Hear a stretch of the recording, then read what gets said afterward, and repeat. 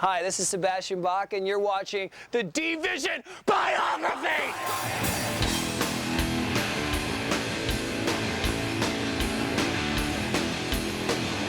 I think Dee is the greatest and most energetic frontman in rock and roll. Linebacker. Yeah.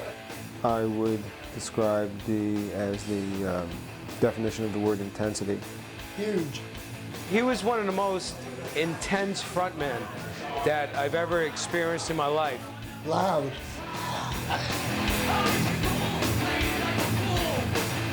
One word, outrageous.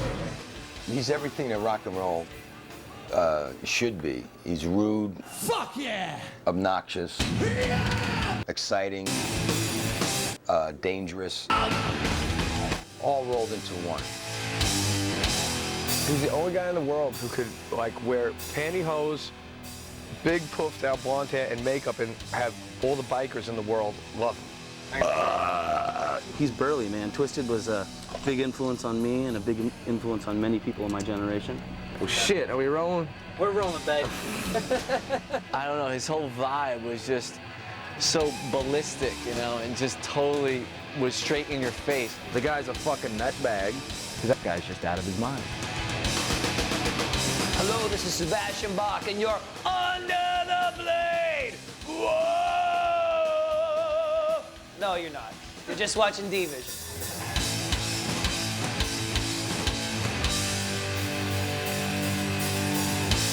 Hey, I'm DEE SNIDER. Welcome to Deevision.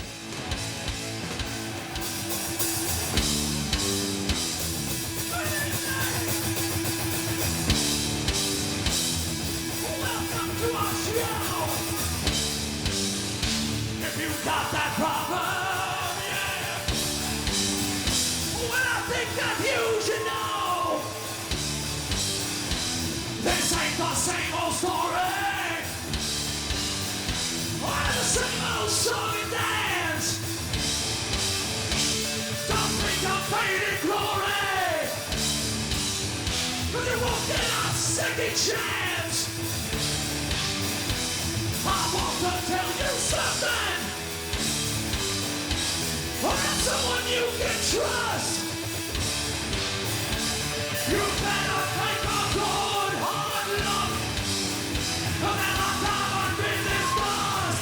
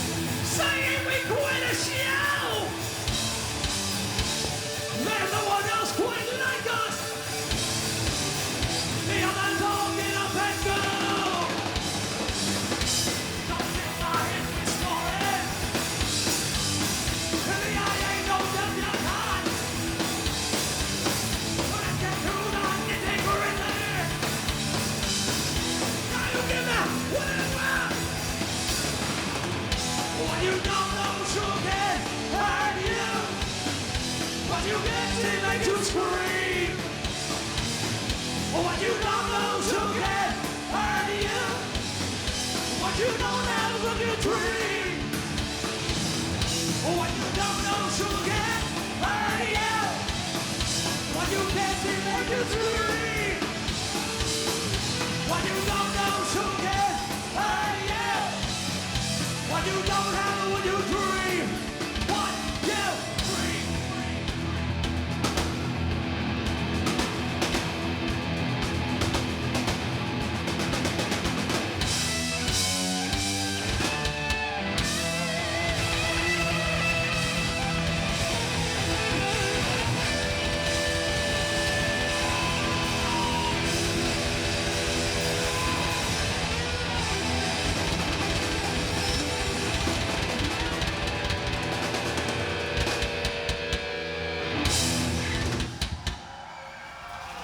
I put together a project called DEE SNIDER's SMFs.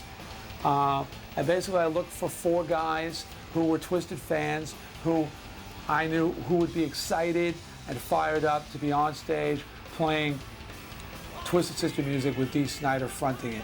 In a lot of ways, the SMF thing for me is the ultimate cover band because I'm playing with the ultimate frontman, doing his own songs, you know? Say, I'm sick, motherfucker! The SMF show, to me, is the most rocked out thing he's ever done because he's playing with all these cats that are very hungry to play. I'm a sick motherfucker. Ah! I found 4 guys, and we went out and we started playing. We're all competent musicians, you know, we do our homework. We just walk in, we might brush a couple of cobwebs off at sound check, and then we do the show. And it's a blast, you know, you go out once in a while, the clubs are packed, the people are having a great time. One thing I keep saying at these shows is to the audience is we stop smiling, it's making it hard for me to be mean. Because in the old days it used to be, yeah, and now everybody's like, yeah! You know, it's a lot of, because they're so happy to see this, to hear these songs that they grew up with, and to see Dee up on stage kicking ass. If you're ready to kick some ass, I'm Dee Snider, and we're the sick motherfucker!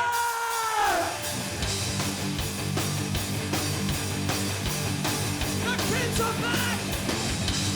We walk the street, it's added on beat. We got the lion in our heart. When I'm looking for trouble, just falls apart. But we're all ready if you want to start.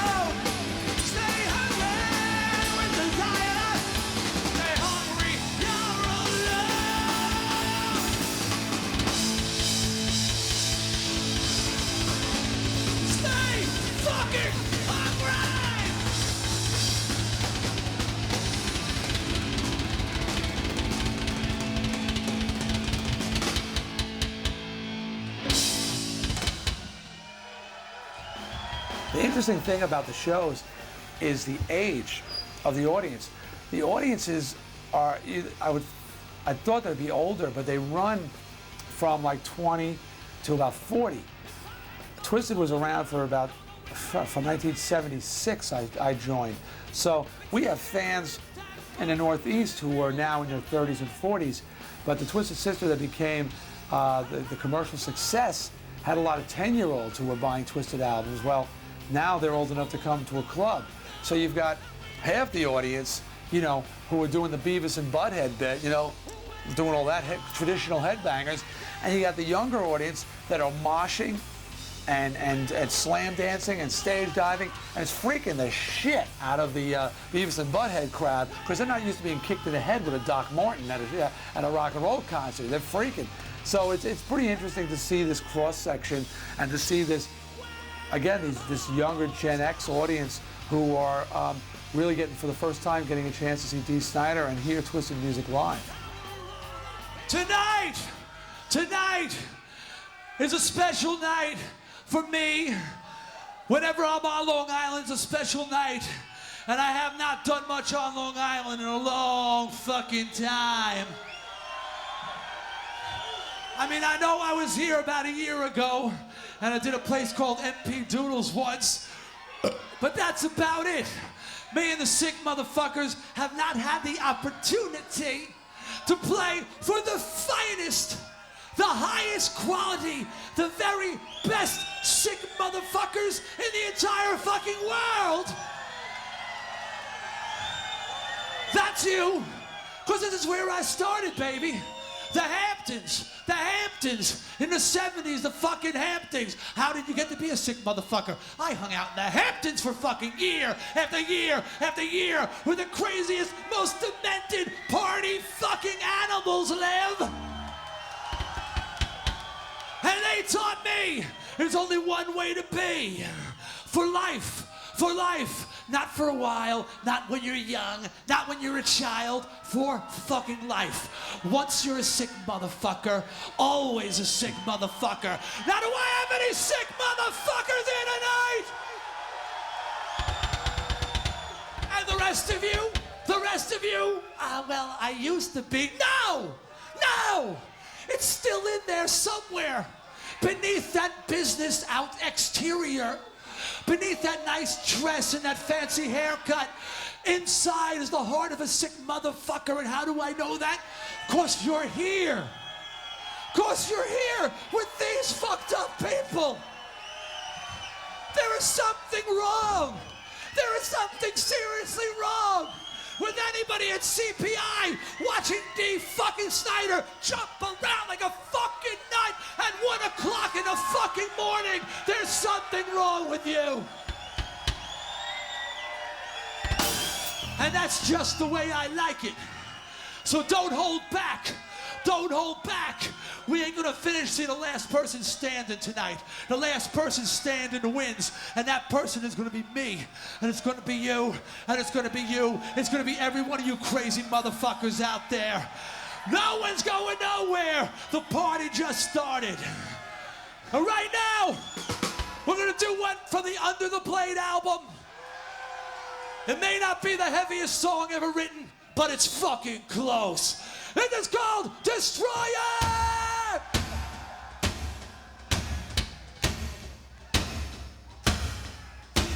You got hands! Heels up!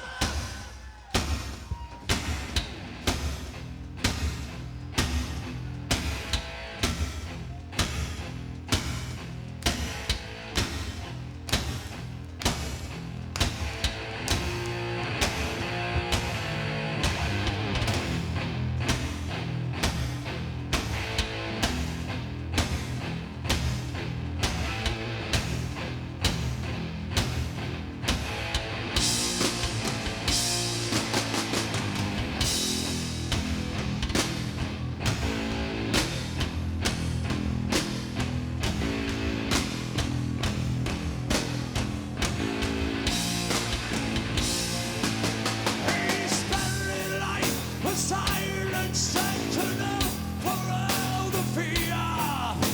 He walks in time.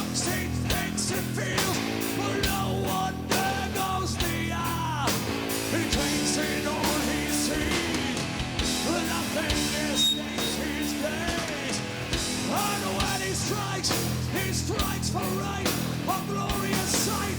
Destroyer, destroyer, destroyer, he's in town.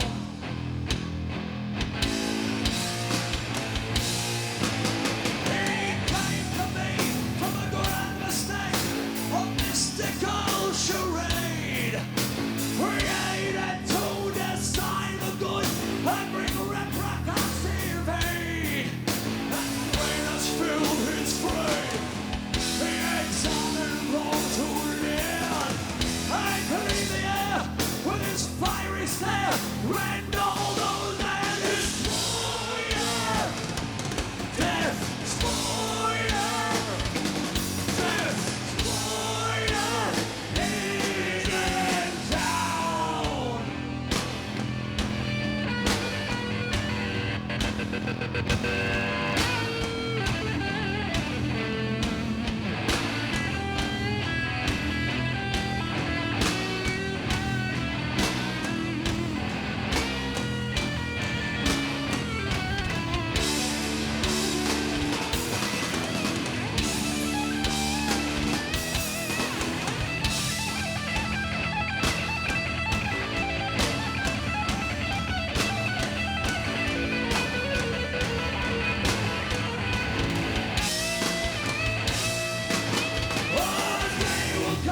You'll be drawn into the center of your town and come upon a mass of steel that cracks the very ground.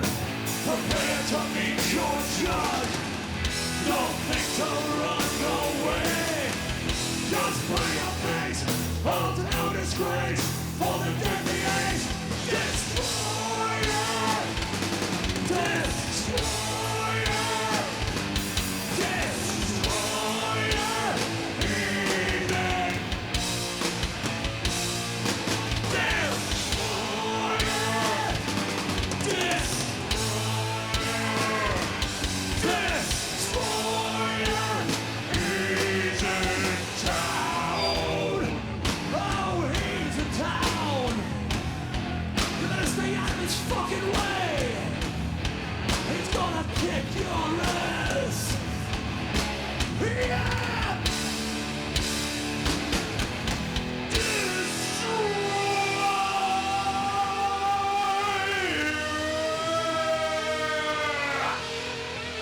The SMF project has been really well received and with a lot of enthusiasm. I never really saw it as a very serious project, and I appreciate people's excitement about it and enthusiasm for it, but I still don't see it as a vehicle that I tend to do big things with.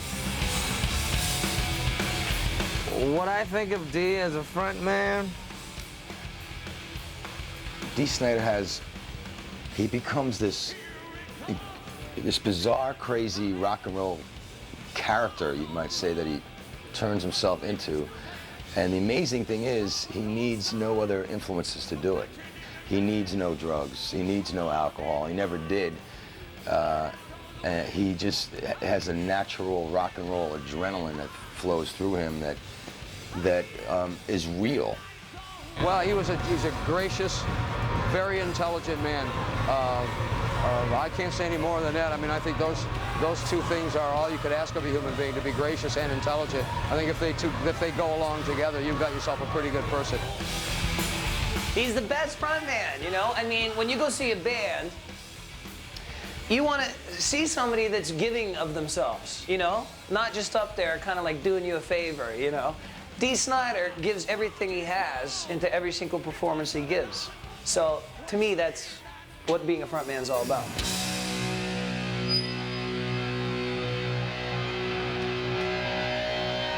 This one was Twisted's first hit record in England. It's called I Am.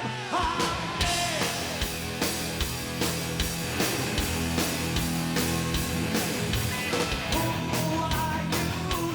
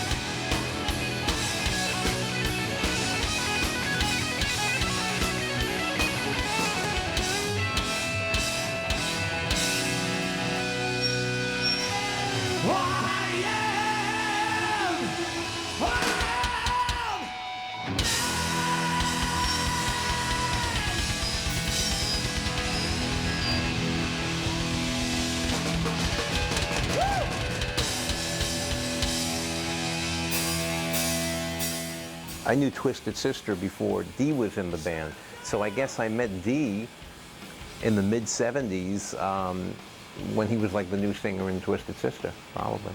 There was this club in Aberdeen, New Jersey, which is not very far from here, called the Fountain Casino. And we used to sneak in there when we were like 15 years old and stuff. Matter of fact, Charlie, who plays drums for Dee, was the guy who got me in there. A buddy of mine, Kenny Wallace, took me down to the Fountain, much like I took Snake down. He snuck me in the side door. And again, I remember walking in and not really knowing what to expect. They would play these huge nightclubs and these concert halls and selling out like 3,000 people, and it always blew me away. And they would release like 7-inch singles and whatnot. It just evolved, you know. They started doing their own material, which Dee was writing, and they just came out, and Dee was so, you had no choice. You had to pay attention to him. You just had no choice. You know, he was so commanding when he was on stage. I don't know what it was. Just one time I saw him, I think it was at Lemoore in Queens, for one in Queens, and it was just like all of a sudden he became bigger than life. I don't know if it was the hair, which he did blonde at the time. And it was just something about it that I just said, wow, this cat's a monster, you know. This is going to happen, you know. I always believed in that band. People always ask me what my favorite Twisted tracks are, and I have great difficulty choosing because as the sole songwriter for the band, I never presented anything that I wasn't in love with. But of course I could still select certain songs. Under the Blade has a real special place for me on account that it's pretty much the first song I ever wrote. And I think it's the song that defined Twisted Sister and defined Dee Snider early on. And it's one song that I've played at every show that I've ever played, whether it's been with Twisted or Widowmaker, or even now the SMF project. I've played Under the Blade every night. So people were asking for this one. It's like the first song I ever wrote, and it still fucking holds up. You boys ready? So it's called Under the Blade.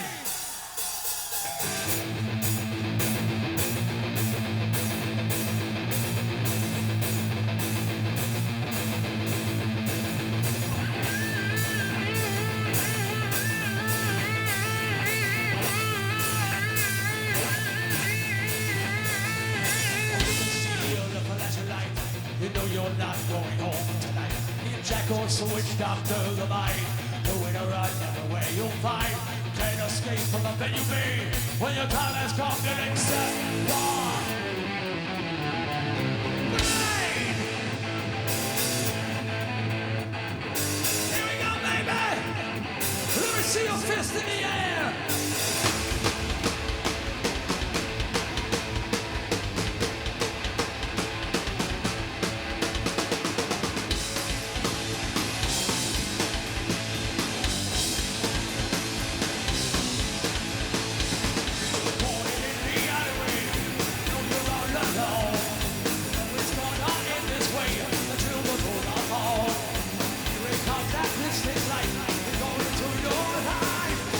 That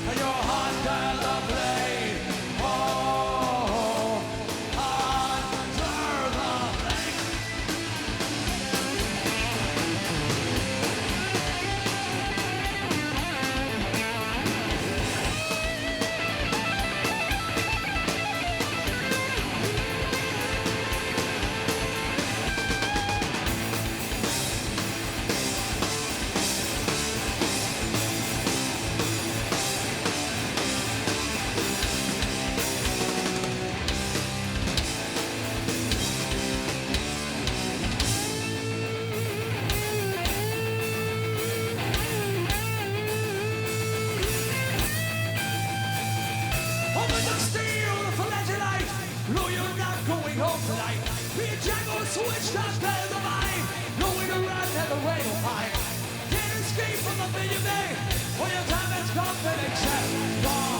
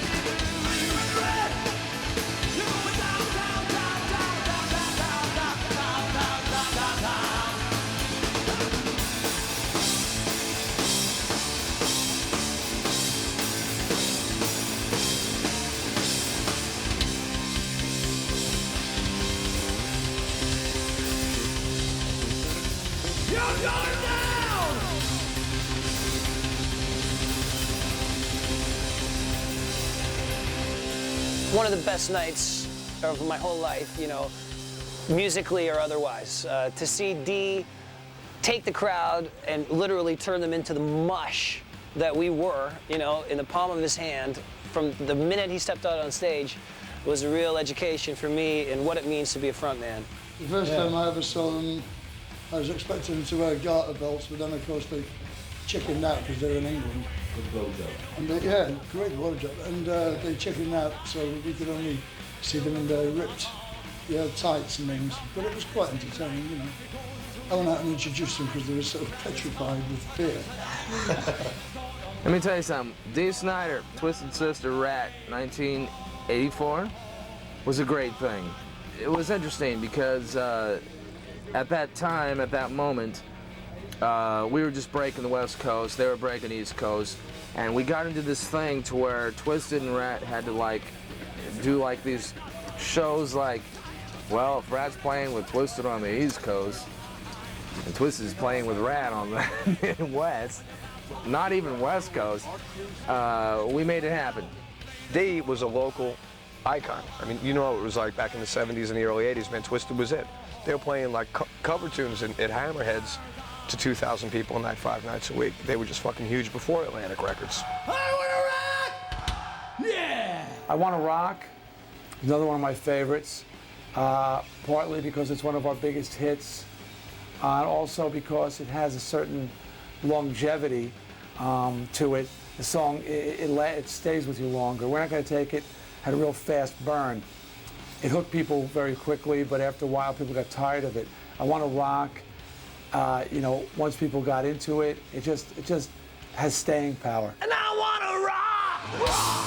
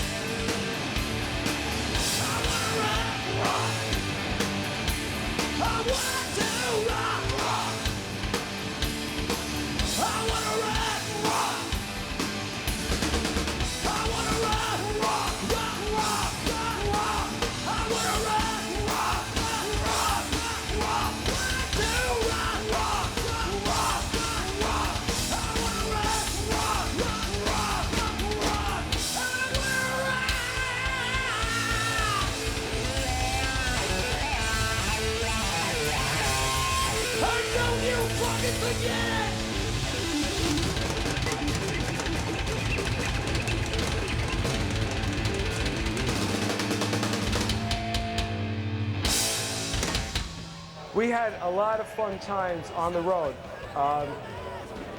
We did things that if you had close brothers and sisters that you really wouldn't do, but we did. The camaraderie amongst the 5 band members and some of the road crew was unbelievable. We would just be laughing and do stupid things, but you know what? That was the most important times of our life because we gelled together and we bonded. I think DEE SNIDER, he was and is a great entertainer. Lem knows him a lot better than me, but we did some shows with him and they were great. I'm a youngster. I mean, I was 15 or 16. Twisted came out, burly. Dee as a front man is burly, front row, balls out, all attitude. He embodies an element that probably every great performer, singer, writer, actor, artist has. That's what separates the great ones from the good ones and the mediocre ones. And that is an ability to see the world strictly in black and white and not in gray. And that works to one's benefit when one is seeking to place himself above everybody else, because when you see the world in black and white, it forces the world to be either with you or against you. And that dichotomy creates greatness. Mediocrity just creates, yeah, they're good, they're okay, and Dee really brought in a black and white as opposed to my way of doing things, which is more gray, I guess, maybe more of a politician. And Dee didn't see it that way. So that intensity, that manner of putting blinders on your head so you are facing one direction for the sole purpose of a goal where nobody would prevent you from making it, is the trademark personality trait of great artists, and that is definitely what Dee embodies. You Can't Stop Rock and Roll was a very important song. Again, a defining song for Twisted Sister and a real statement about, you know, my worldview and the band's worldview.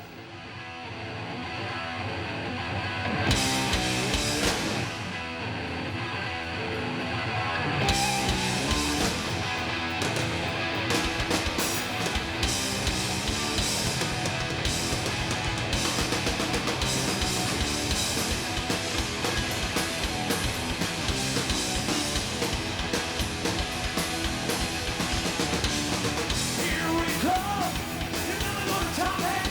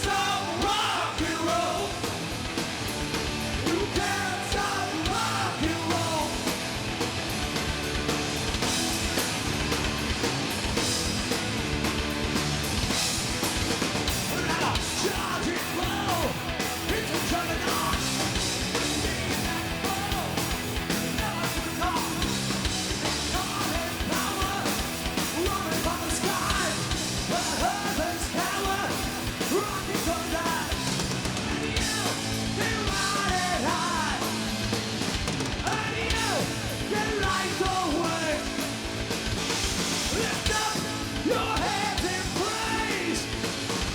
You can't stop rock and roll. You can't stop rock and roll. You can't stop rock and roll.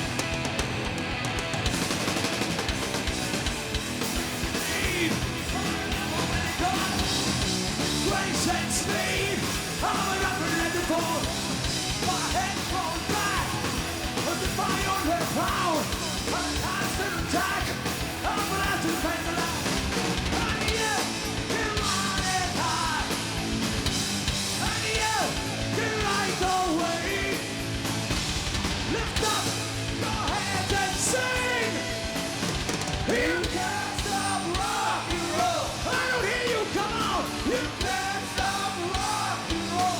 Scream for me! You can't stop rock and roll. Can't stop me! Can't stop! You can't stop me! Can't stop! Can't stop! You can't stop me! Can't stop! Can't stop me! Can't stop! You can't stop me! Can't stop! Can't stop me! Can't stop! You can't stop me!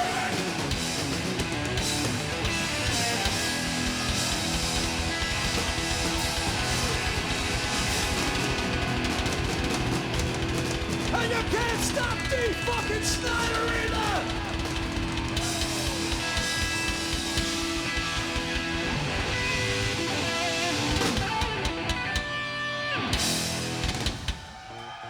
I think Dee is a funny guy, period. I think Dee can get up there and do a new shtick every night and be great, you know.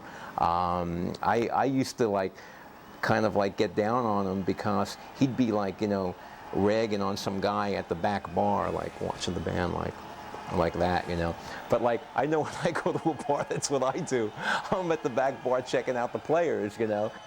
I see some people here in the front with the dots in front of my eyes, but I can't see you. Do we got any kind of lights to turn on the audience? Any lights for the audience so I can see what's going on there? Yeah. Where are my friends? Where are my friends? Where are my friends? I always loved the way he'd yell at people if they weren't paying attention to him and listening to what he was having to say. You know, snapping at him, screaming at him. And you people in the back, you're my friends too. Yes, even you. You dead motherfucker with your fist in your ass. Right? You know, yeah, you was with like this, you. You're my friend too. I love you, man, even though you fucked up. And later on, I'm gonna spend some real time telling you just how much I love you. You know, I played 200 shows with the man, and every night during his rap, I'd sit on the side of the stage and listen and laugh my ass off every night. He's just absolutely priceless. Because my friends like to hear how much I love people who stand around with a broomstick in their ass, acting like they're too fucking cool for everybody else in the place. My friends love to hear what Dee thinks about people who think they're better than everybody else. They love to hear. They want to hear. They want me to express myself openly and freely. You've got about 5 songs before I roast your motherfucking ass. All right, I think I know what's next. Yeah. We had an album called Come Out and Play. I'm gonna do some songs here for that record right fucking now.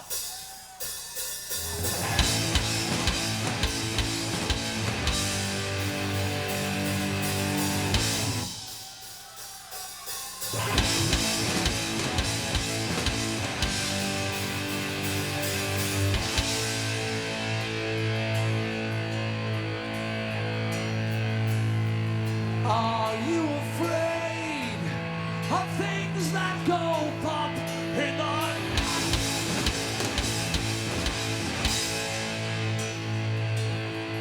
behind closet doors. I'll think for the when you turn out the light. Don't be afraid of the dark. There's a light in the dark that's burning bright. Don't be afraid. Don't be afraid. Don't be afraid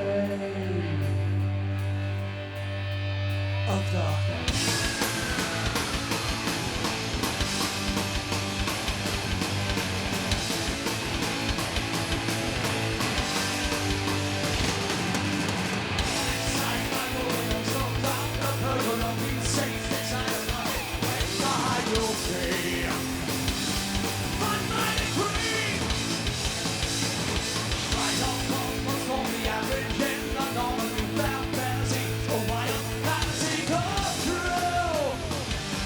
This one for you! Oh, welcome to Montreal! Oh, welcome to our life! Just follow me and you'll set yourself free! Now won't you come out and play? Come out and play! Come on out and play! Come out and play! Come on out and play! Come out and play! Come on out and play!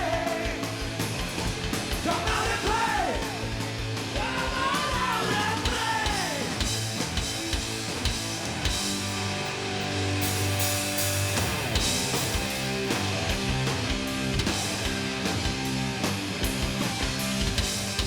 Old folks are always putting me down, down, down. They said I came from the wrong side of town. They thought that I was bad, but she knew I was sad. That's why she fell from the leader of the pack.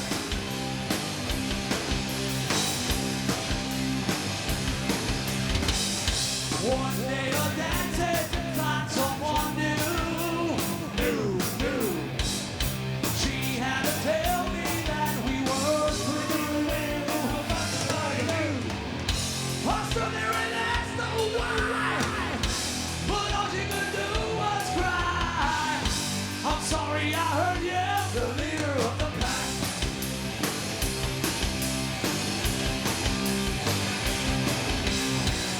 She was so small, as she kissed me goodbye, her tears were beginning to show.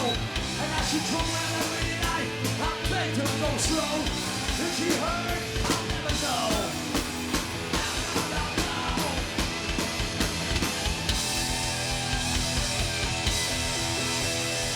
I believe in rock and roll.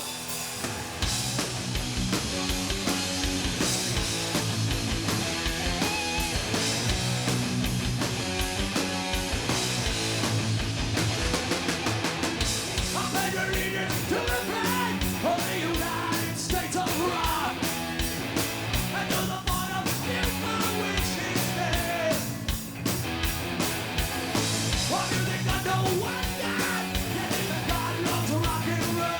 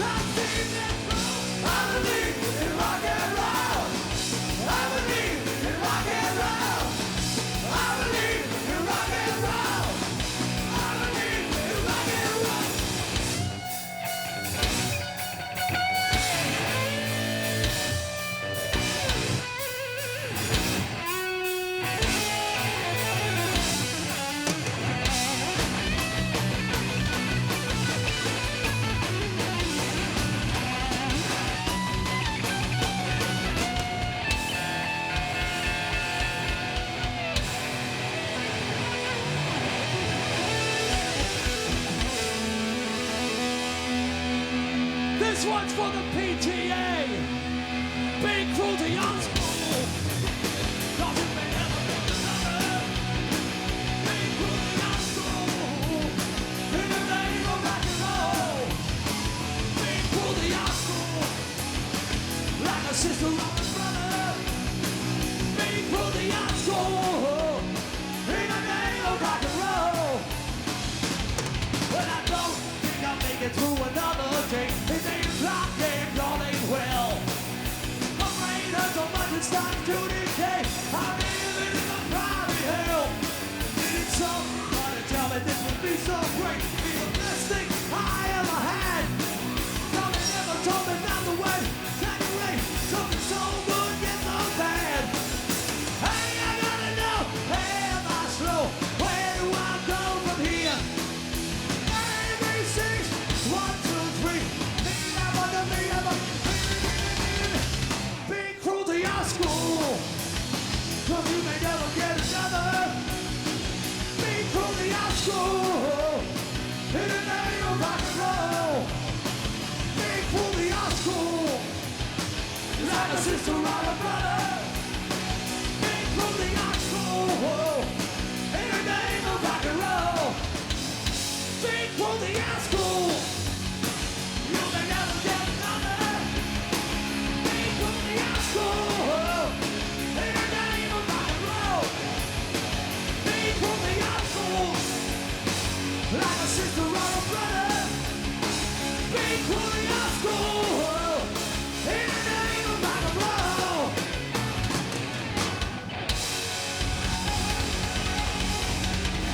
All right.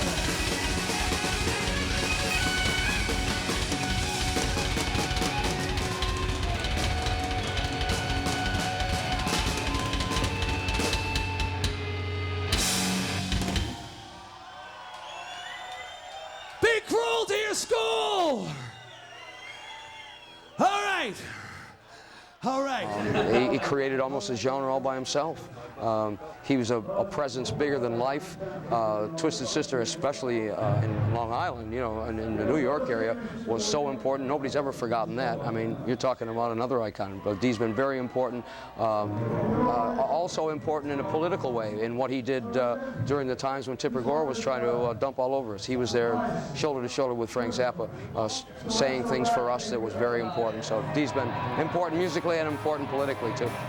The Senate hearings with the PMRC, in the legend, you know, it's a great part of my legend, so to speak, but it was definitely a damaging experience.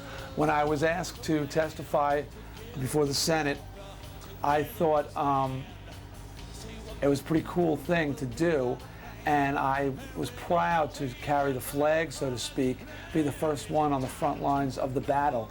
I fully expected the other bands and the fans to join me in this crusade, this valiant fight against censorship and against people trying to dictate the terms of our music.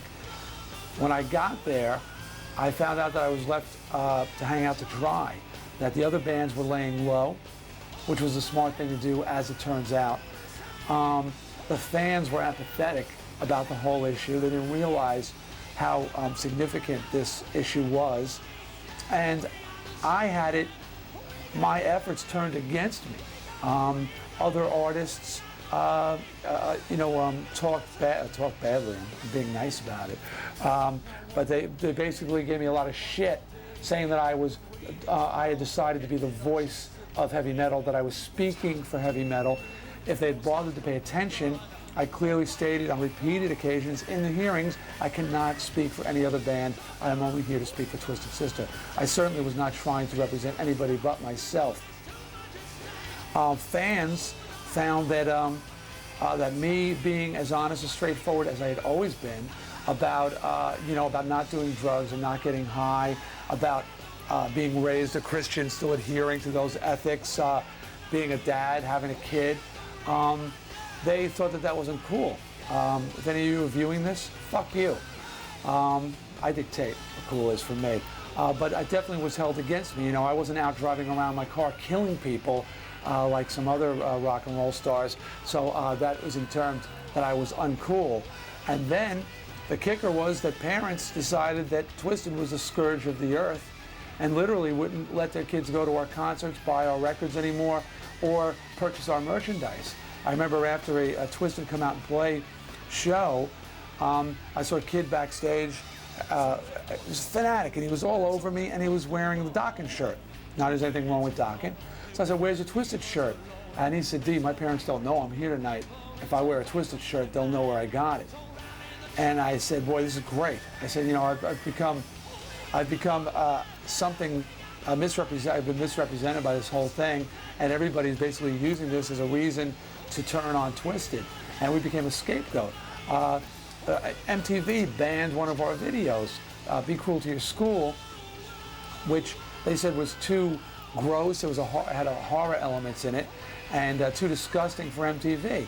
And this was a video coming out after Thriller, where Michael Jackson had zombies with their arms dropping off in the video. So, I mean, it was obviously just MTV tipping their hat to the political powers, saying, "Oh, well, we'll throw you Twisted Sister. They're your bad boys anyway." And MTV knew we weren't the worst of the bunch, and everybody knew Twisted wasn't the worst of the bunch.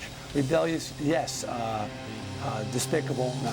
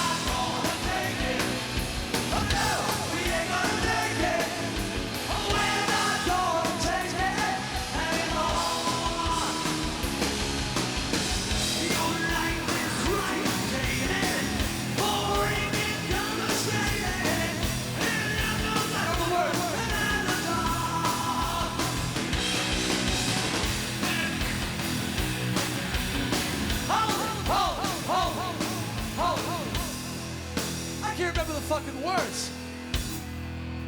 What's the first fucking verse this thing? Well, somebody want to help me here? What's the first verse? What? No, that's not the first verse. What's the first verse? What? No, that's the other part. Nobody knows the fucking words. Okay. What's the first verse? Oh, what? Tried and jaded? Is that the first verse? Does anybody on the stage know the first verse? Oh, fuck it. Just take it from the whoa whoa part. Okay? From the whoa whoa part. 1, 2, 3, 4. Whoa, say. We're right. We're free. We'll fight. You'll see.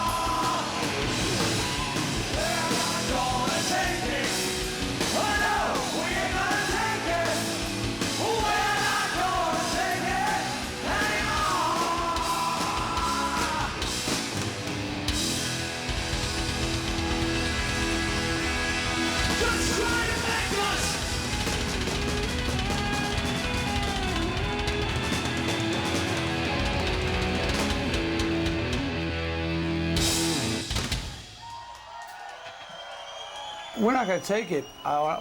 When I said it has a fast burn, I meant during the success of the song.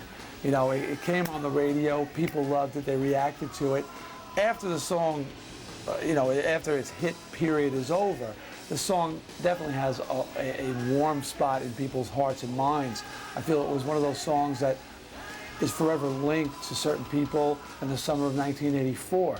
So yeah, the song has longevity in that regard. Yes, the Yankees have used it, a number of people have used it. Green Day was playing it in concert for a tour out there.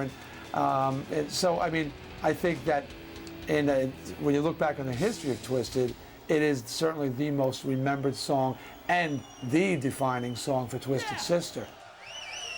I'm asking you for the fucking words. You're more fucked up than me. I remember it now. We got the right to choose it. Thanks a lot. We got the right to choose it. There ain't no way we'll lose it. This is our life. This is our song. We'll fight the powers that be. Just don't be kind and not because you don't know us. You don't belong. We're not gonna take it. Oh no, we ain't gonna take it. We're not gonna take it anymore. Oh, you're so condescending. Your blood is never ending. We don't want nothing from you. Your life is trying to change it, boring and complicated. If that's your best, you best go through. Walls up. We're right, yeah. We're free, yeah. We'll fight, yeah. You'll see. We're not gonna take it. Oh no, we ain't gonna take it. We're not gonna take it anymore. One more. We're not gonna take it. Oh no, we ain't gonna take it. We're not gonna take it anymore.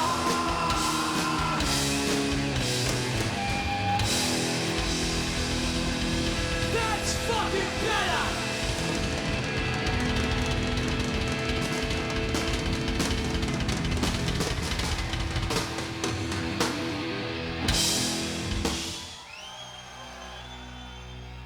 The success that Twisted Sister had came as a total shock to me.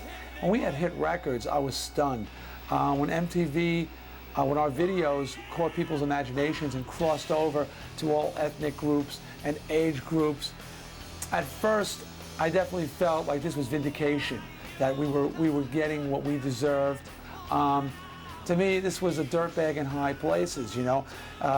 Going into expensive restaurants, I didn't like the food, but just did it because it was like these people would never open their doors to me. Now they're kissing my ass. I felt that I was every headbanger out there, having the opportunity to do things and get places where normally they wouldn't allow us to go.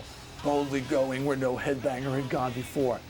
But people thought that I was, you know, mingling with the stars and had become a Hollywood and too straight going on these mainstream TV shows and what have you. And when all age groups started liking the band and appreciating the band, you understand why the hardcore fan is abandoning you. At the same time, you just wish you could grab each one of them and go, it's still me, man.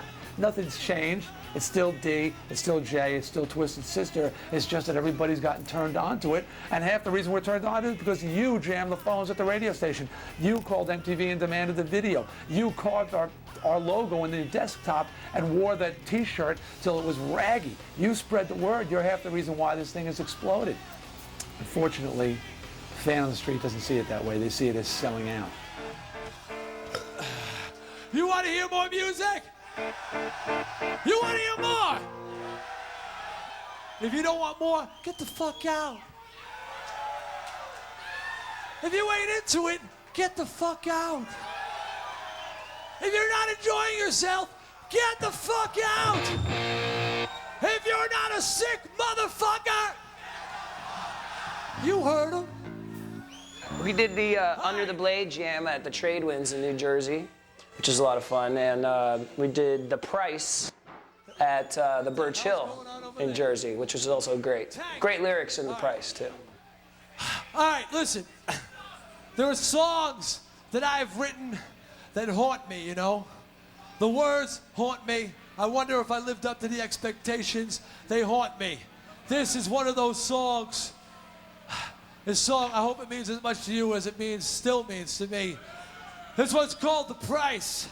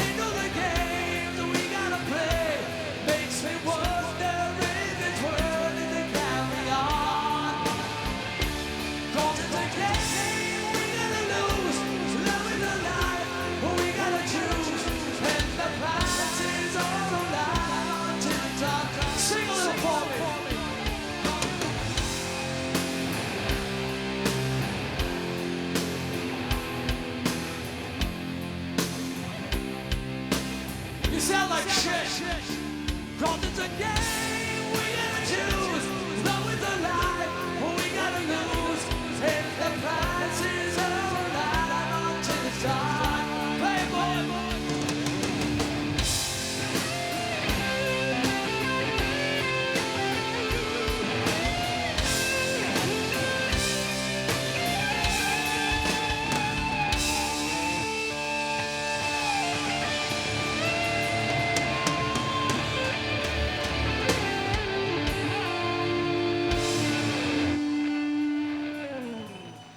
AJ, he thought because he had left Twisted before Love Is for Suckers that I was angry with him. I wasn't.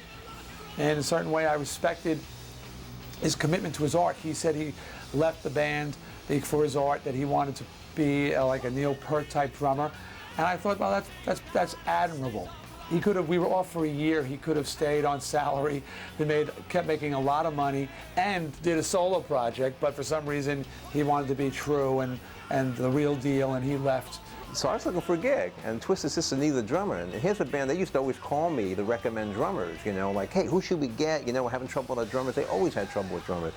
So, you know, I'm saying like, well, I should be in this band. I want this gig, you know. So I just went up to Dean and I said, hey, I want to be a drummer, you know. And at first he was like, well, yeah, you know, you're probably an obvious choice, but we're thinking of going with someone younger, you know, like a younger guy. And I said, why, so you guys can look old?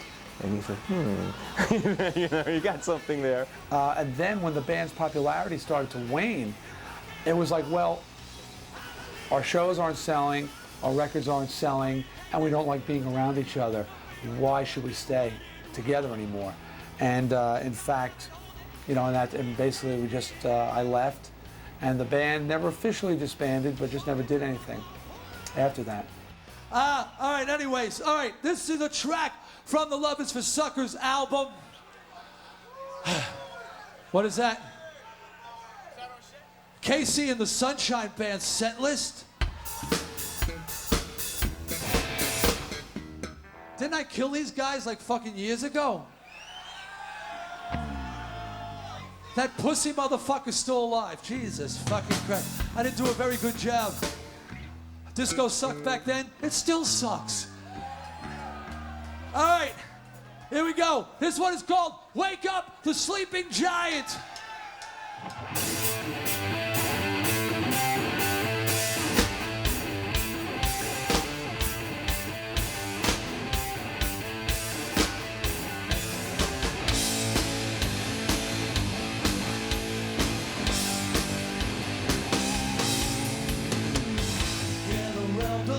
Join with the band. Together we're stronger. Together we'll stand.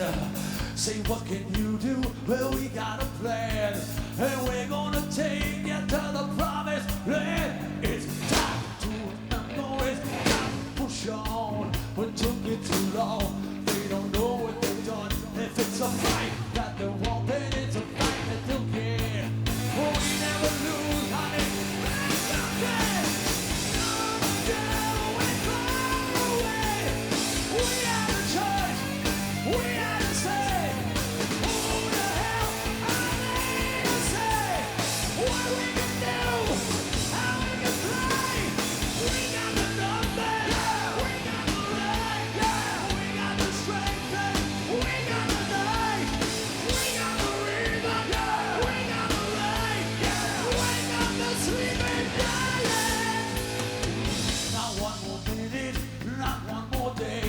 We waited too long and then a massive away.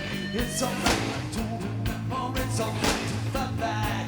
No matter the truth, and that's the attack. We're gonna pay. It's gotta stop until my mistake.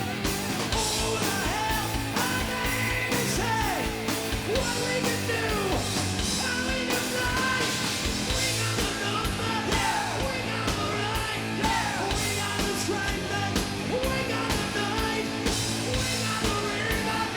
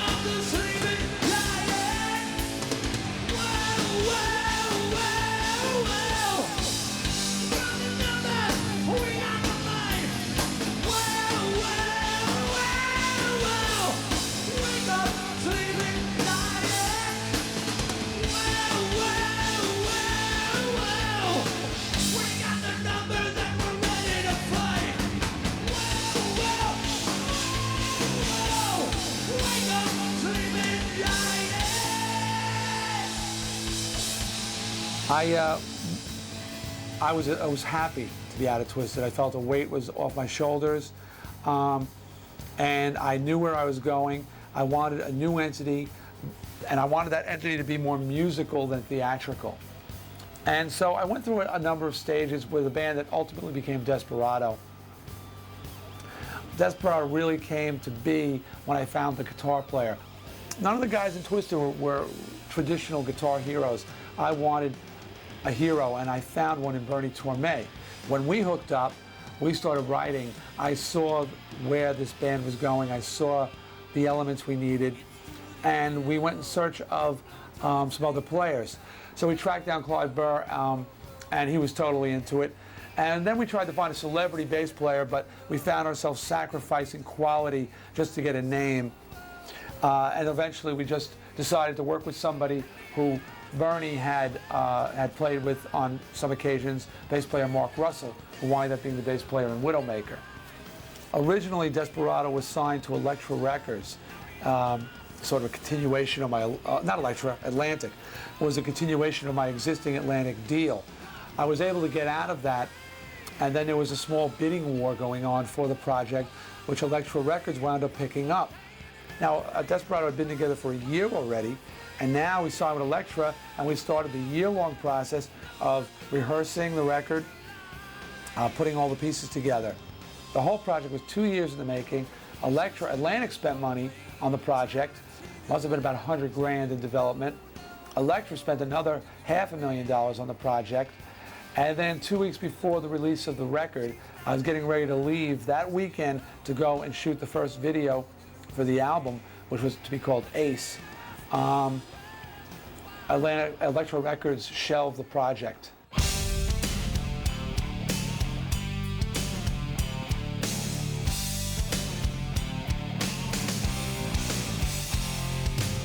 Because of my experiences with Desperado, a lot of the anger that I had in the Twisted days had returned. And I didn't know exactly where I was going, didn't have a name, started assembling players. He was back to square one, and I says, well, look, if you're doing it here, just count me in, you know. And the project that started as a Torme Snider project became a Petrelli Snider writing project. Even Widowmaker, at first Widowmaker was still going to be Bernie. You know, we still didn't have a guitar player. I suggested Al. So he asked me to kind of just come in and play on the record and sub for Bernie, and then as you know we started writing and getting on a little bit better, he asked me to be a permanent member, and that was the end of my career as I knew it. Well, working on the Widowmaker first record, which is probably my favorite record I've ever done, we did some of those songs without headphones, let alone without click tracks, you know. We just went in and rocked, you know.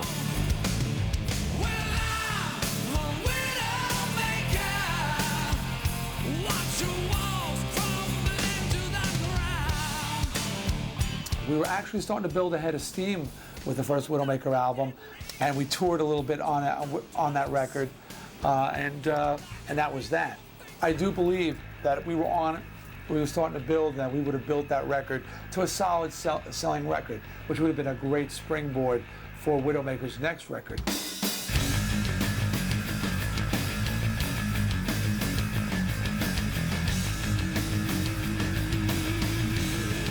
We went in and we did Stand By for Pain. Now, Stand By for Pain, the band at this point had been together, I guess, 4 years.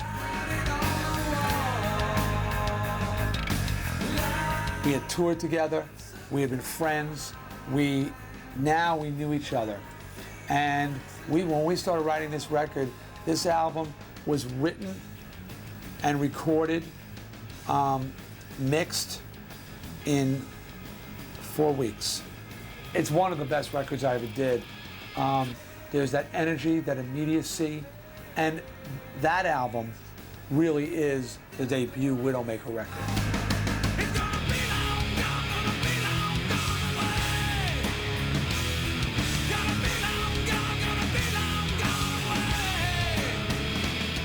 For the handful of fans that we have out there around the world, they deserve another record. We have another record in us, maybe a live album as well, and we intend to go and do that.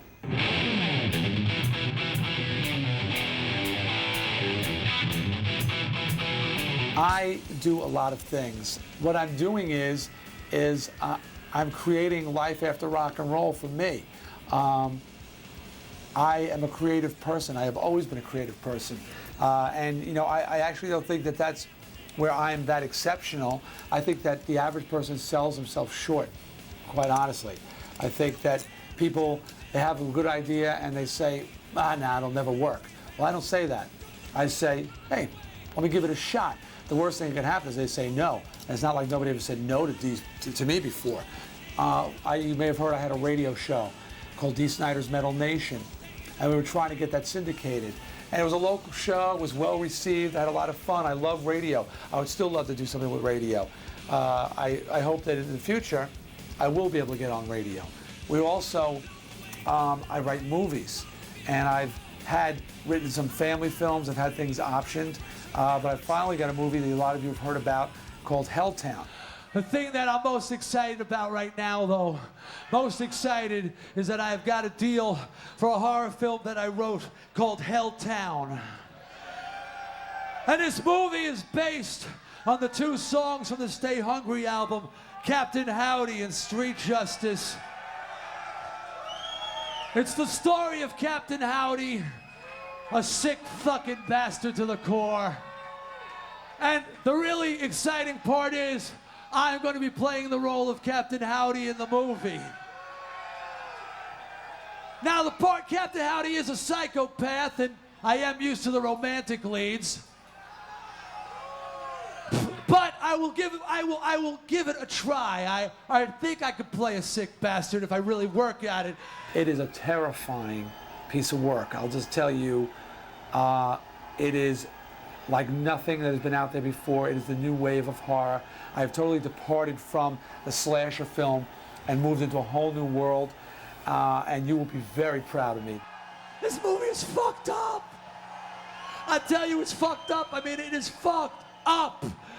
Ain't no Friday the 13th or Nightmare on Elm Street. This is some sick fucking shit. 5 steps past 7, if you know where I'm going. I cannot tell you more about the film other than Captain Howdy has a very strong look. And I think there'll be a lot of surprises attached to the debut of that movie. And like I said, I really can't tell you more than that, but watch for that. I have a line of clothing. That came from me and Howard Stern talking and him telling me that, you know, that I had really good instincts with clothing and I knew what was cool and what wasn't cool. And I said, I don't know. So that little thought got me thinking and wound up turning into me doing a clothing line of 90s casual wear, and we call it SMF approved. You know what SMF stands for, but I tell the straights it stands for Snider Manufacturing Firm, and anybody who tells them any different is dead. One day I want to see SMF kids clothing stores everywhere, and we'll all laugh, you and me. Well, look at that kid wearing SMF clothes.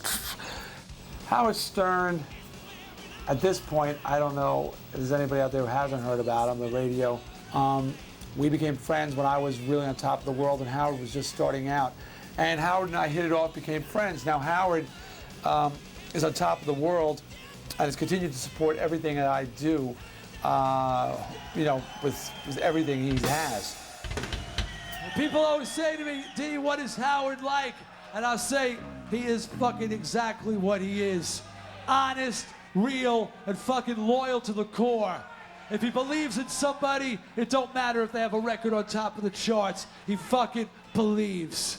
And I thank you, Howard, for believing in D fucking Snider and always being there for me, all right? Howard! Recently, he's got a movie in production, and I did a cameo in his film. By the way, he did a cameo in his movie. It was a lot of fun. Me, Ozzy, Slash were there, and a bunch of other people. Ted Nugent was there. Had a good time. All right! It was an interesting experience, you know. I was glad to do it for Howard, and now I'm got to get him to do a cameo in my movie. People ask me if I'll do another book. Somebody handed me the Dee Snider's Teenage Survival Guide. This was not the book that I had hoped would come out. When they asked me to do a book talking to teens, my vision was a book that was like your big brother or maybe a favorite uncle talking to you. And they hooked me up with a writer who kept taking everything I said and intellectualizing it. I kept sending the book back, rewriting it. When I came home after 2 weeks, I delivered them my finished manuscript. They informed me that somehow thousands of books had been printed, but they were going to destroy the books. The day after they told me they destroyed the books, I was contacted by the president of Doubleday who informed me they couldn't destroy the books. They were already going out and blah, blah, blah. And I said, you know what?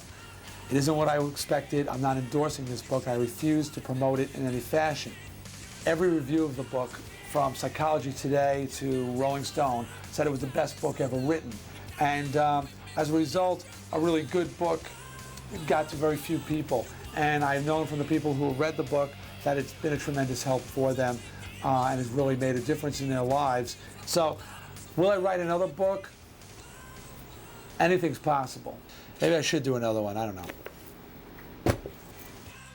I wrote a sitcom that's called The Sniders of Great Neck, which is based on me and my family, an 80s heavy metal rocker trying to deal with raising a family and fitting in the 90s. Yeah, I blend. I don't think it'll be called The Sniders of Great Neck, that's the working title, but it gives you the idea of what I'm doing. Also, developing restaurants. We want to open a restaurant called DEE SNIDER's Horratorium, which is a horror theme restaurant. We've got 2 locations picked out. We're trying to close that. I'm producing a show on Broadway. I know it's getting insane, right? We got a magic show that's opening up in September of '96 in a Broadway theater. I'm into entertainment. I'm into creativity. I don't limit myself. If I say things to fans, I say don't limit yourself. Just go for it. I mean, what are they going to say? No? Big whoop. I would have to honestly say that although I think you will see Dee Snider as a musical entity in the future, it is not going to be my focus. It'll be like an offshoot of a movie, you know? Maybe I'll do some soundtrack work. I know I will. Maybe it'll be as part of the sitcom soundtrack. Maybe there'll be a Twisted reunion. You know, maybe I'll put together something, but it's not going to be my focus anymore. I ain't going nowhere, but it's going to be a very different Dee Snider for the 90s, that's for sure. And the 2000s.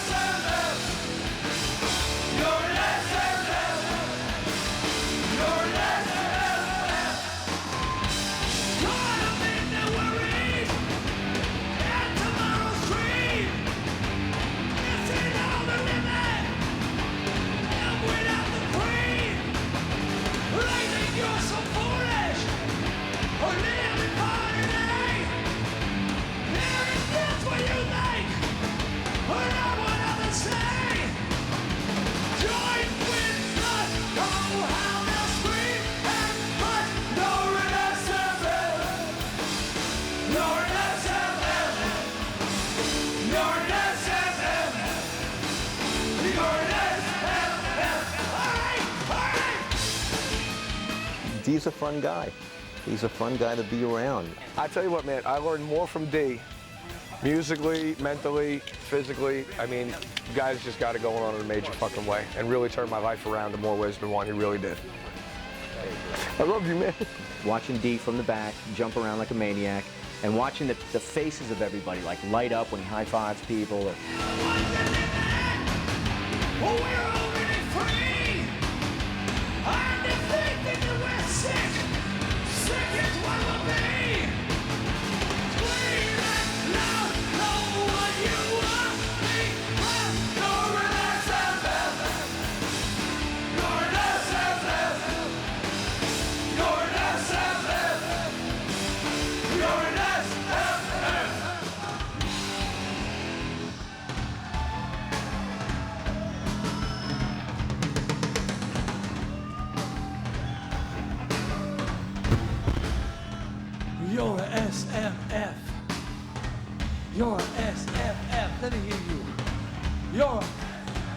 That's right.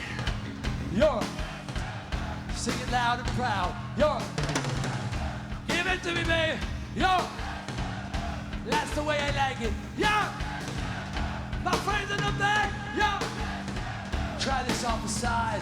You're a sick motherfucker. You're a sick motherfucker. You know you are. Europe.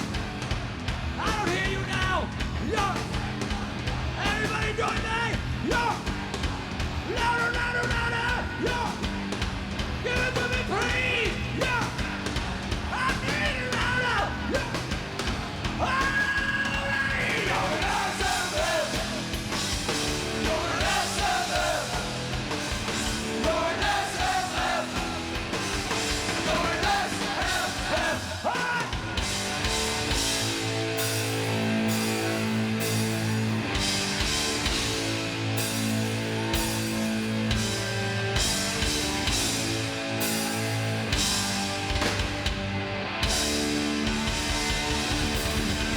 CBI! Thank you! Long Island! See ya!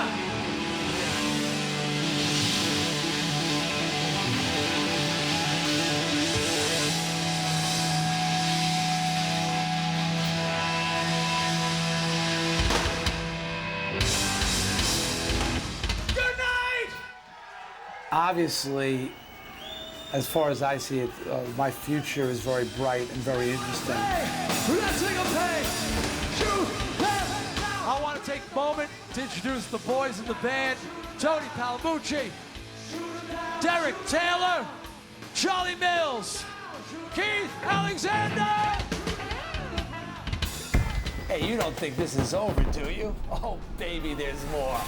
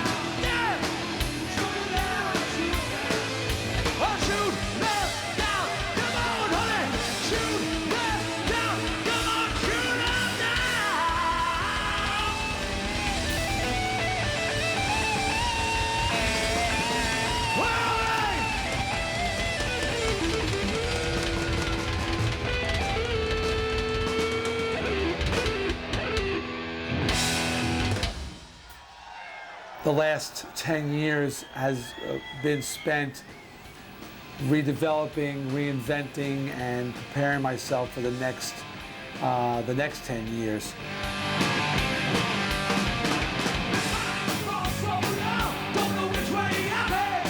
The good news is that me and the boys in Twisted are on speaking terms again, in case you haven't heard. Me and Jay and Eddie and AJ and even Mark Mendoza is coming around. And although we have no plans to do any reunion yet, I know we're going to do something special.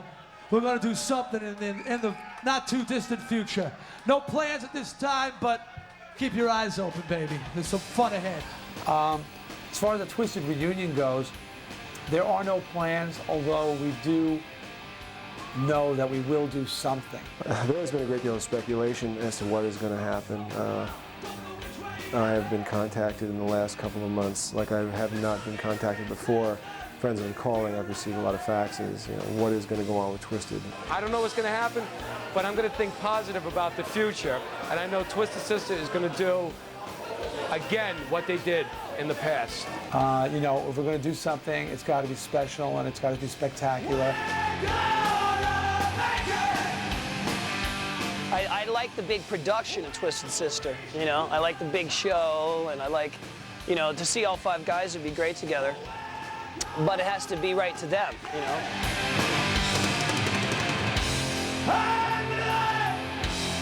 Reunions to me at the beginning always sound like, you know, oh Christ, not another one. And then all of a sudden you go see it, or it starts to, the ball gets rolling, you're like, yeah, I'm psyched, man, because basically what it does, it helps transport you back to a time when there was a lot more innocence than where you are now in your life. And so the idea of Twisted Sister getting back together, I think it would be awesome, because I would go see it in a heartbeat. I would go see it, definitely. You know, it brings me back again to that summer in 1980 where I was a kid and I was just in awe of everything that was going on that stage. It's nice. This reunion thing, you know, as it's inevitable that it's going to happen, and you know, hey, what comes around goes around. It'd be a good thing for everybody, because Twisted is definitely, like I said, an influence on everybody, and Dee's the man, the masters, the last of the true warriors. I would love to see Twisted get back together, but I love Dee on his own as well.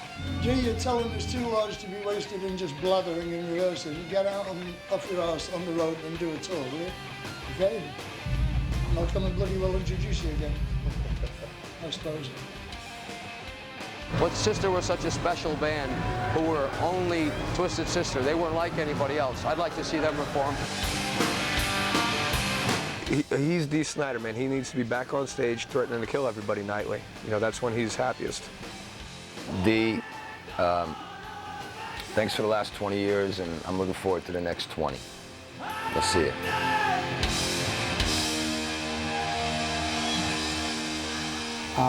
As far as Twisted goes, I know there's interest in a reunion, and like I said, I'm sure something is going to happen, and it probably won't be too long before it does.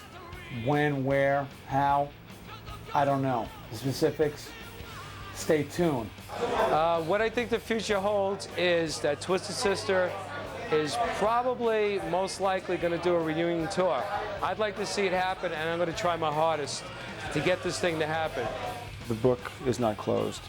There probably will be another chapter to be written, and only time will tell when we're going to start to write that chapter. The kids are back!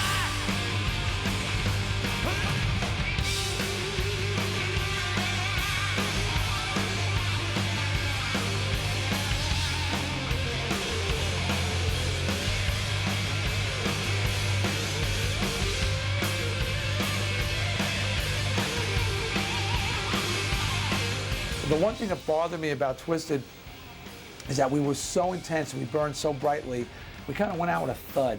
You know, and I thought like Spinal Tap, we should have spontaneously combusted or something, you know, in the final show. To do a reunion tour, it has to be Twisted Sister, and that would mean makeup, that would mean costumes, that would mean staging, preferably the original members. I would like it to be all 5 guys. So maybe, you know, I could see a farewell show again, some limited engagement, something in the future. Hey, it ain't over yet.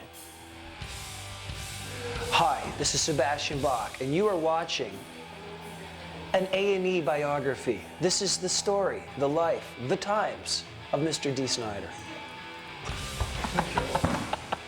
Read the credits.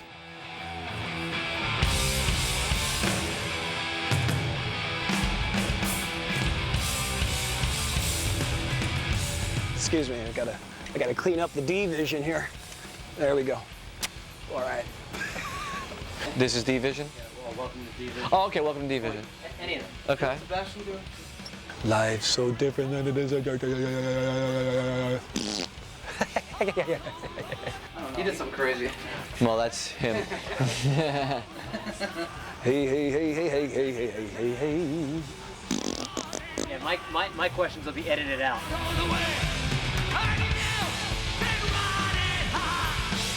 Testing, 1, 2, 1, 2, 3, 1, 2. Perfect. I didn't forget about him. I went on bloody stage and introduced him every time I saw him. Can you run that back for me? I didn't forget about him. I went on bloody stage and introduced him every time I saw him. What was the question?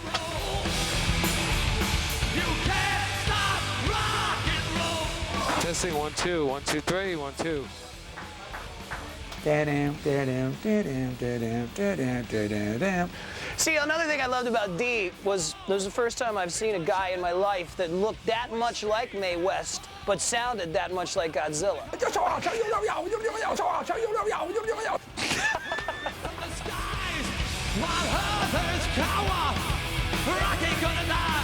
Here's the sun, you should roll it.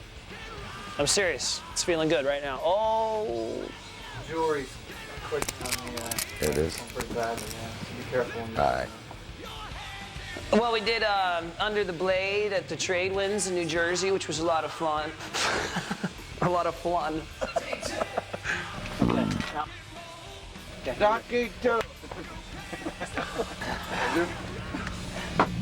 But anyway, what's the question?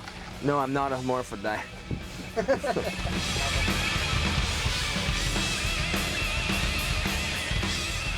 Let's go like that.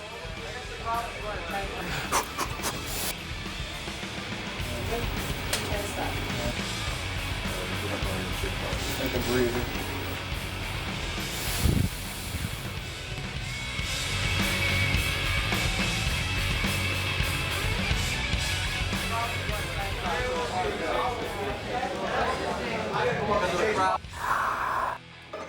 Dee as a frontman is, you know, about as shitty as I am a pinball player. He's very.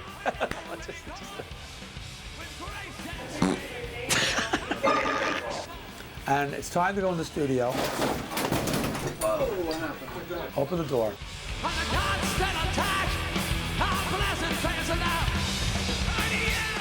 There's so many things, other things that I'm involved in, so many other projects that I'm sure we're going to have to do a Deevision 2 just to update you. And believe me, the next one's going to be a wild ride.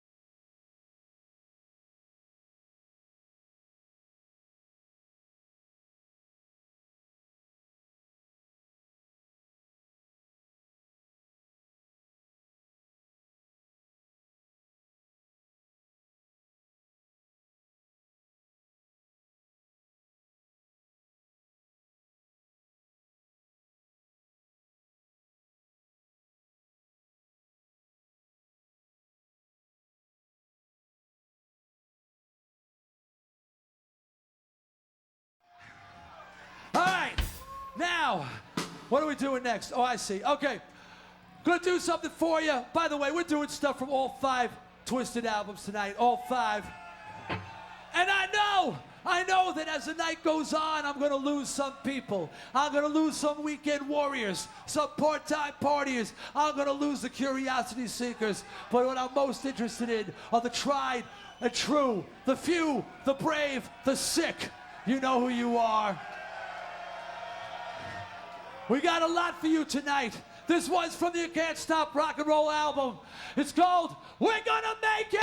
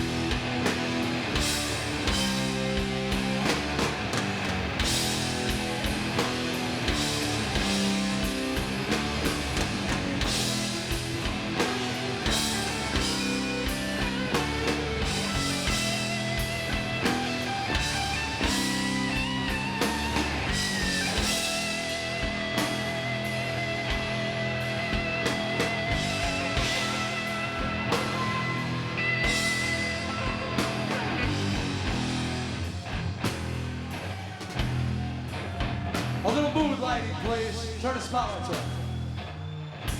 Mood lighting. Oh, welcome to the abandoned land. Come on in, child, take my hand. Here there's nowhere to play. Only one bill to pay. There's just 5 words to say as you go down, down, down.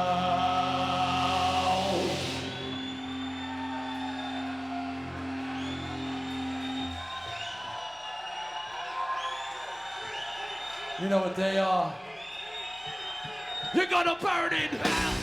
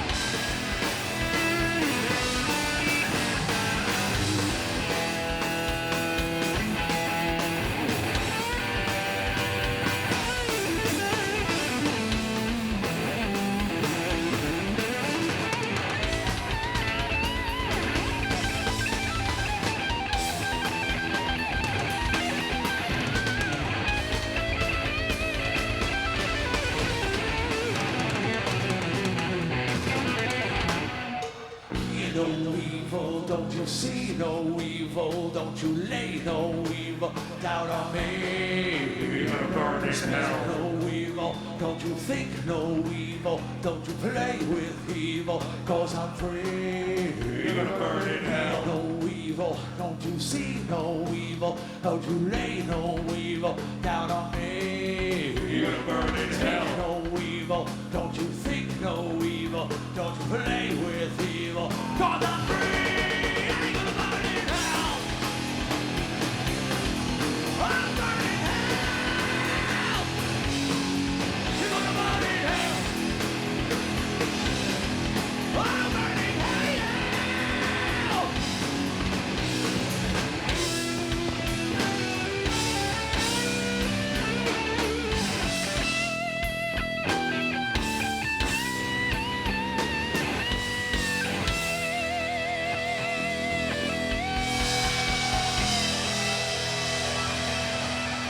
Hold it. Hold it. Hold it. Don't end it. Hold it. Hold it. Everybody down here in the front. My friends, yo, down here in the front, please chill, okay? Don't kill each other. Don't crush each other. I don't want no one hurt. I don't want no one thrown out. I need every single sick motherfucker I can get my hands on, all right? All right? Let the guys get this barricade back up, straightened out over here, okay? Guys, if you want to take it down, take it down. Don't fuck with these people, all right? All right, I don't want no one thrown out. Are you ready? Are you ready? You guys, help these guys get this thing straightened out. You got it? Yeah, just get rid of it. Let this guy get out from behind it. You better get out from behind it. All right? Okay, just better get out from behind there. All right, cool. All right, all right.